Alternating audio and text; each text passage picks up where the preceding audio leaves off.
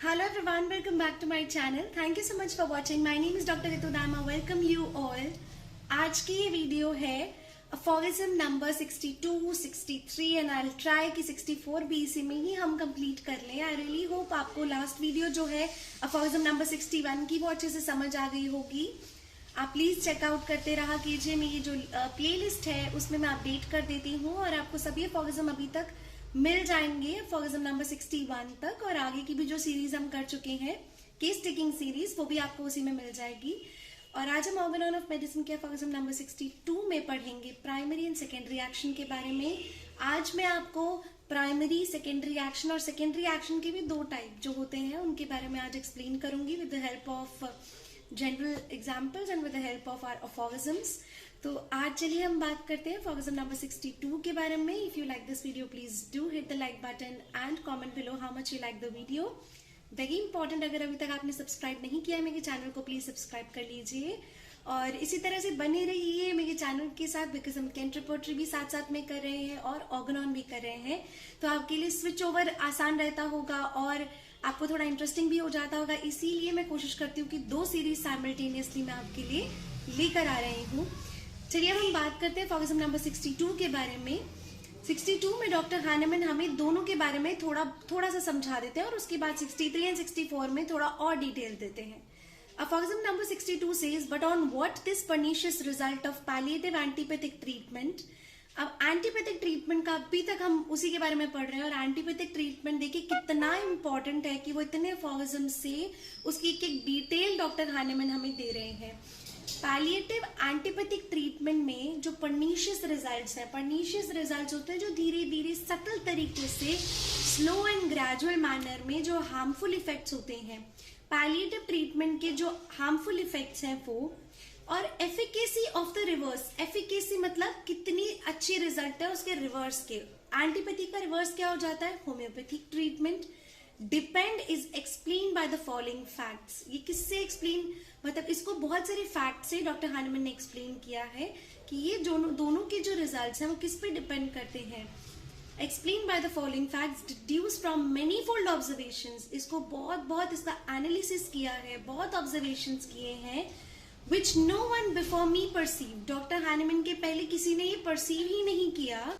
दो they are so very palpable and so very evident, जबकि ये इतनी ज्यादा नजर में आने वाली और इतनी ज्यादा प्रूवन एंड एविडेंट चीजें हैं and are of such infinite importance to the healing art. और इनकी अनगिनत जो है इनकी वैल्यू है, इनकी गुणवत्ता है हीलिंग आर्ट में, इनकी इंपॉर्टेंस है, बहुत ज्यादा इंपॉर्टेंस है. बट स्टिल डॉक्टर हानेमैन के पहले किसी ने भी इसको इतने अच्छी तरीके से परसीव ही नहीं किया. इतने अच्छे तरीके से क्या किसी ने परसीव ही नहीं किया. तो अब डॉक्टर हानेमैन हमें 63rd Aphorism में प्राइमरी एक्शन के बारे में और सेकेंडरी एक्शन के बारे में बता रहे हैं कि क्या परसीव नहीं किया और ये दोनों का रिजल्ट किस पे डिपेंड करता है. मैनीफोल्ड ऑब्जर्वेशंस के बाद हमें क्या पता चलता है. So every agent that act upon the vitality, every medicine, you all must be knowing कि मेडिसिन सबसे पहले एक ड्रग सब्सटेंस होता है, बाद में वो मेडिसिन होती है और बाद में वो रेमेडी कहलाती है. कोई भी ऐसा सब्सटेंस जो हमारी बॉडी में किसी भी तरह का डिरेंजमेंट करता है उसे हम ड्रग कहते हैं. मेडिसिन वो कब बनती है? जब उसको फार्माकोलॉजिकल यूजेस के लिए, जब किसी की हेल्थ को ठीक करने के लिए इस्तेमाल किया जाता है तो वो ड्रग मेडिसिन बन जाता है. लेकिन वही रेमेडी कब बनती है? जब वो किसी इंसान को क्योर करती है तो वो रेमेडी बन जाती है. यहाँ जो बात की जा रही है मेडिसिन और ड्रग की, कि कोई भी एक ऐसा सब्सटेंस जो बॉडी में डिरेंजमेंट करता है वो ड्रग है, वो मेडिसिन है. तो every agent that act upon the vitality, हर एक एजेंट जो हमारे वाइटल फोर्स पे एक्ट करता है. So every agent that act upon the vitality, every medicine, हर एक एजेंट जो हमारे वाइटल फोर्स पे एक्ट करता है. कोई भी चीज, कोई ड्रग सब्सटेंस है, कोई मेडिसिन तो वो बाद में है, कोई भी ड्रग सब्सटेंस है जो केपेबल है डिरेंज करने के लिए हमारी हेल्थ को, वो जाकर, एज वी नो, अभी तक हम होम्योपैथी इतने अच्छे से समझ ही चुके हैं कि वी नो कि जाकर वो वाइटल फोर्स को अफेक्ट करता है. तो जब वो वाइटल फोर्स को, ओके हाँ, इन फ्यूचर सीरीज में मैं वाइटल फोर्स की और डिटेल वीडियोस लेकर आने वाली हूँ, बट अभी तक के लिए इतना समझ लीजिए that vital force is the spirit being, is the spiritual being, the energy that runs our body. Vital force पर जाकर जब एक्ट करती है, हर एक मेडिसिन डीरेंजेस मोर और लेस द वाइटल फोर्स, मोर और लेस ज्यादा कम वाइटल फोर्स को ही डीरेंज करती है, and causes a certain alteration in the health of an individual for a longer और अ शॉर्टर पीरियड। ऑल्टर करती है किसी की हेल्थ को लंबे समय या थोड़े से समय के लिए, ये प्राइमरी एक्शन कहलाता है। दैट मीन्स कोई भी ड्रग सब्सटेंस या कोई भी ऐसा सब्सटेंस, मेडिसिनल सब्सटेंस जो जाकर वाइटल फोर्स पर एक्ट करता है और vital force as a passive recipient, receiver की तरह उसका इंपैक्ट अपने ऊपर लेता है, उसे हम कहते हैं प्राइमरी एक्शन। प्राइमरी एक्शन क्या हो गया? प्राइमरी एक्शन वो फर्स्ट एक्शन है किसी भी ड्रग सब्सटेंस का जो वाइटल फोर्स के ऊपर होता है। Then comes although a product of the medicinal and vital force conjointly, अब एज अ प्रोडक्ट ऑफ किसका प्रोडक्ट? मेडिसिन का और वाइटल पावर का कॉन्जॉइंटली मिलकर as a product it is principally due to the form of power. तो इसमें क्या कह रहे हैं, जो प्राइमरी एक्शन है वो कितना वाइटल फोर्स पर इफेक्ट करेगा, वो किस पर निर्धारित है? वो इस पर निर्धारित है कि जो मेडिसिन है उसका पावर कैसा है और वाइटल पावर्स हमारी कैसी हैं। किसी की वाइटल पावर्स बहुत वीक है तो डेफिनेटली उस पर इम्पैक्ट ज्यादा लंबा होगा, और वाइटल पावर अगर किसी की बहुत अच्छी है, बहुत स्ट्रांग है, वाइटैलिटी बहुत स्ट्रांग है, तो उस पर ये चीज का इम्पैक्ट थोड़ा कम समय के लिए रहेगा। To its action a vital force endeavours to oppose its own energy. अब जो प्राइमरी एक्शन वाइटल फोर्स के ऊपर हुआ, वाइटल फोर्स भी उसके बदले में क्या करता है, एक बहुत एंडेवर्स मतलब बहुत मेहनत करके, बहुत कठोर परिश्रम के साथ अपनी एनर्जी उसके अगेंस्ट क्रिएट करता है। क्योंकि वाइटल फोर्स ऐसा नहीं है ना, कुछ भी हमारी बॉडी में कुछ भी अगर एक्सटर्नली हम पर इम्पैक्ट कर रहा है तो ऐसा नहीं हो सकता कि हमारी बॉडी उसके प्रति रिस्पॉन्स ना करे। तो वाइटल फोर्स पर अगर इसका कोई इम्पैक्ट हुआ तो वाइटल फोर्स भी उसके खिलाफ, उसके अगेंस्ट पूरी जितनी उसमें पावर है उसके अगेंस्ट काम करेगी। तो वो जो ये resistant action is a property, ये रेसिस्टेंट किसी को रोकना, ये जो क्षमता है, ये प्रॉपर्टी है, is indeed an automatic action of our life preserving power. Life preserving power क्या है हमारी? Vital force. तो ये इंडीड एक ऑटोमेटिक एक्शन है, हमारी वाइटल फोर्स की एक ऑटोमेटिक ही एक्शन है कि वो इस तरह से, उसकी एक प्रॉपर्टी है कि वो रेसिस्टेंट एक्शन लेती है। कुछ भी उस पर इम्पैक्ट करेगा तो वो रेसिस्ट करेगी, बचाव करेगी, which goes by the name of secondary action और काउंटर एक्शन। इसको हम क्या कहते हैं? सेकेंडरी एक्शन या सेकेंडरी काउंटर एक्शन। लेकिन इसको और अच्छे से समझेंगे तो सेकेंडरी एक्शन दो तरह के होते हैं। Secondary action is counter action and curative action. जो अपोज करने में लगाया वो काउंटर एक्शन है, और जो ट्रीट करने में लगाया, जो कि सिमिलैरिटी के बेसिस पर सेम इफेक्ट्स प्रोड्यूस किए, तो वो क्योरेटिव एक्शन है। तो इसको थोड़ा सा डिटेल में मैं आपको एफॉरिज्म नंबर 64 में बता देती हूँ। During the primary action of the artificial morbific agents, जो भी आर्टिफिशियल मॉर्बिफिक एजेंट है, मेडिसिन, ड्रग, उसका प्राइमरी एक्शन जब हमारी हेल्दी बॉडी पर हुआ, as seen by the following example, जो कि हमने एग्जांपल से देखा, our vital force seems to conduct itself merely in a passive receptive manner and appears so to say, बिल्कुल मैंने आपको बताया कि वाइटल फोर्स एक पैसिव रिसीवर की तरह, रिसिपिएंट की तरह वो एक्शन को अपने ऊपर लेता है। So to say compelled to permit the impression of artificial power acting from without to take place in it and thereby alter its state of health. तो जब वो प्राइमरी एक्शन उस पर होता है तो क्या होता है? ऑल्टरेशंस होते हैं, हेल्थ के अंदर ऑल्टरेशन होते हैं, क्योंकि वो आर्टिफिशियल पावर जो है उसका हमारे वाइटल फोर्स पे एक इंप्रेशन पड़ता है। However appears to rouse itself again, लेकिन फिर भी क्या होता है? वाइटल फोर्स अपने आप को फिर भी जगाता है, अपने आप को राउज करता है एज इट वर, बिल्कुल पहले की तरह। एंड टू डेवलप, क्या डेवलप करता है? A exact opposite condition of the health के बिल्कुल ऑपोजिट कंडीशन अगर वो अराउज करता है तो दैट इज काउंटर एक्शन।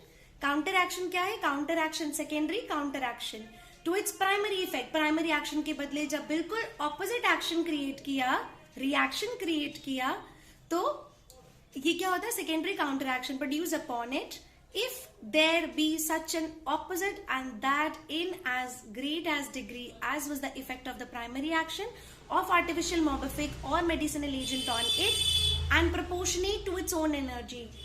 जिस एनर्जी के साथ प्राइमरी एक्शन हुआ है उस ड्रग सब्सटेंस ने, जिस एनर्जी में, जिस पावर के साथ वाइटल फोर्स पे इम्पैक्ट किया, उसी के प्रोपोर्शनेट, बिल्कुल उसी ही इंटेंसिटी में जब बिल्कुल ऑपोजिट एक रिएक्शन हमारा वाइटल फोर्स जब देता है, उसे हम सेकेंडरी काउंटर एक्शन कहते हैं। ओके, सेकेंड बी पॉइंट क्या है, if there be not in nature a state exactly the opposite of the primary action, लेकिन अगर नेचर में वो ऑपोजिट क्रिएट करना नहीं होगा, अगर नेचर में वो ऑपोजिट क्रिएट करना नहीं होगा, प्राइमरी एक्शन के ऑपोजिट क्रिएट करना नहीं होगा, इट अपीयर्स टू इनडिफरेंशिएट इटसेल्फ, तो वो किस तरह की कठोर परिश्रम करता है, इनडिफरेंशिएट करता है अपने आप को, that is to make it superior power available, और अपनी पावर्स को और सुपीरियर और बढ़ाकर क्रिएट करता है, an extension of the change wrought to in it from without by the medicine. बाहर से जो इम्पैक्ट हुआ है मेडिसिन का, उसने जो बॉडी के अंदर जो चेंजेस किए हैं उसको बाहर निकालने के लिए वो अपनी पावर्स को और अराउज करता है, सुपीरियर पावर्स करता है, in the place of which it substitutes it's normal state, और वो उस जो स्टेट है जो प्राइमरी एक्शन ने क्रिएट किया उसकी स्टेट की एक सुपीरियर स्टेट क्रिएट करता है, जिसे हम कहते हैं secondary curative action. Now you must be getting confused a bit कि ये कैसे हो रहा है और क्यों नेचर में, ये पहली लाइन क्यों लिखी है, अगर उसके नेचर में एग्जैक्ट ऑपोजिट क्रिएट करना नहीं होगा, ये होम्योपैथी में होगा। क्योंकि जब हम होम्योपैथिक मेडिसिन, अब हमने कहा कि कोई भी ड्रग सब्सटेंस जो आपकी बॉडी में डीरेंजमेंट करे, तो डेफिनेटली जो भी होम्योपैथिक मेडिसिन है वो भी एक डीरेंजमेंट कॉज करती है ना, वो भी हमारी वाइटल फोर्स पे जाके इम्पैक्ट करती है। पर अगर हम होम्योपैथी ले रहे हैं, उसने हमारी वाइटल फोर्स पे जब एक प्राइमरी एक्शन दिया, तो वो इतनी माइन्यूटेस्ट डोज होती है, इतनी डायनामाइज्ड फॉर्म होती है हर एक ड्रग की। फॉर एन एग्जाम्पल, कोई एक हम मिनरल लेते हैं, ठीक है, sulphur, as we take potassium, as we take sodium, whatever, ये सभी चीजों का इस्तेमाल कन्वेंशनल ड्रग्स के प्रिपरेशन में भी होता है और होम्योपैथी में भी होता है। होम्योपैथी में बट फर्क क्या है, हम उसको इतना माइन्यूटेस्ट फॉर्म में देते हैं, इतना डायनामाइज कर देते हैं कि वो वाइटल फोर्स को डीरेंज तो करता है, लेकिन हमारा वाइटल फोर्स को वीक नहीं करता। हमारा वाइटल फोर्स जब वीक नहीं होता तो वो सुपीरियर पावर बढ़ाता है, क्योंकि उसके ऑपोजिट क्रिएट नहीं करेगा। हमारी बॉडी में हमने सिमिलर ही डाला, तो वो उसकी नेचर बन गई वाइटल फोर्स की कि कुछ ऑपोजिट क्रिएट नहीं करेगा। जब हमने बॉडी में होम्योपैथी डाली, होम्योपैथी ने वाइटल फोर्स पे इम्पैक्ट किया, वाइटल फोर्स को वीक नहीं किया, क्योंकि इतनी माइन्यूट और इतनी डायनामाइज्ड डोज दी, वाइटल फोर्स ने अपने आप को और अराउज किया, सुपीरियर पावर जनरेट की, और सुपीरियर पावर जनरेट करके नेचुरल डिजीज को भगा दिया, एक्सटिंक्ट कर दिया, and that is called secondary curative action. Now I really hope that it must be very very clear to you guys कि प्राइमरी एक्शन क्या है, सेकेंडरी काउंटर एक्शन क्या है और क्योरेटिव एक्शन क्या है। नेक्स्ट ऑफ ऑर्गेनिज्म है 65, इसमें सारे एग्जांपल्स हैं, तो हम एग्जांपल्स जब पढ़ेंगे तो और अच्छे से हमें समझ आ जाएगा। I really hope that you like this video. Please do hit the like button and stay tuned for the next video as well, and all the coming videos on my channel. Stay tuned to watch the Kent Repertory series as well, and give a thumbs up, subscribe to my channel, please share the video and comment below how much you like this video.